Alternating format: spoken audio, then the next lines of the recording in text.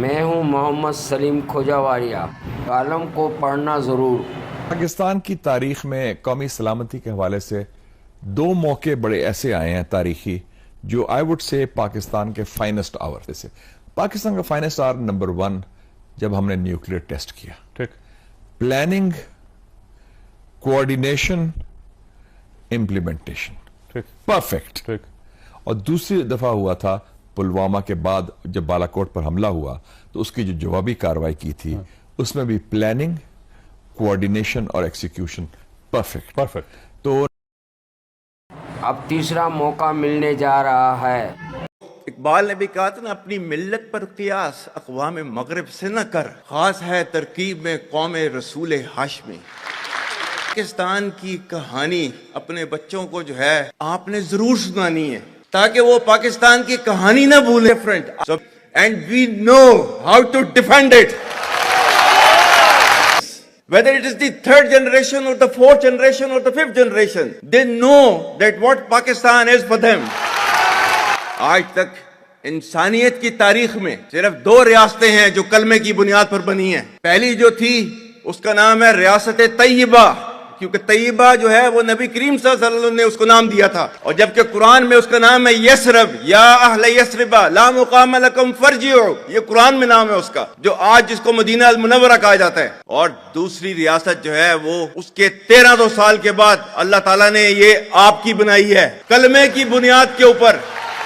Armed forces of Pakistan, Pakistan जो है, जो कि पाकिस्तान की डेस्टिनी है, ठीक है, जो कि पाकिस्तान के माथे का झूमर है, to the graves. Pakistan will not fall, and for as long as we have those brave mothers that who proudly sacrifice their sons for the sake of the country, Pakistan will not fall.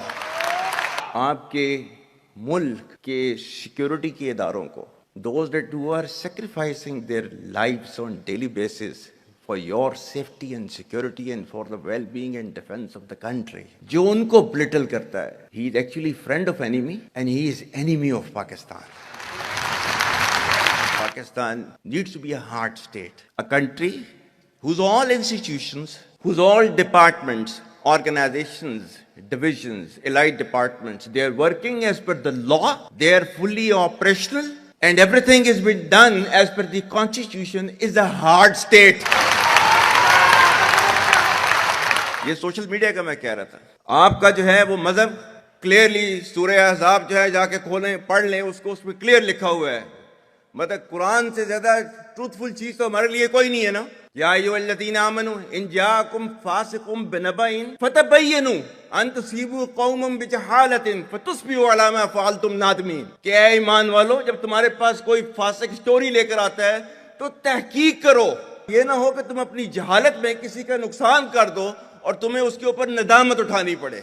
This is your Quran. और आपका social media क्या कहता है? Forwarded as received. और ये तहकीक करने की जरूरत नहीं है, बस इसको आगे चलाओ। Our stance, government stance on Kashmir is absolutely clear. It was our jugular vein. It is our jugular vein. We will not forget it, and we will not leave our Kashmiri brethren in their heroic struggle, what they are waging against the Indian occupation. Words have been used by Pakistan for the Muslims of the Gaza and Palestine.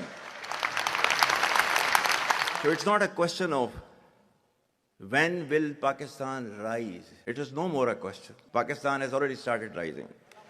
The question is how fast and how quickly can you rise?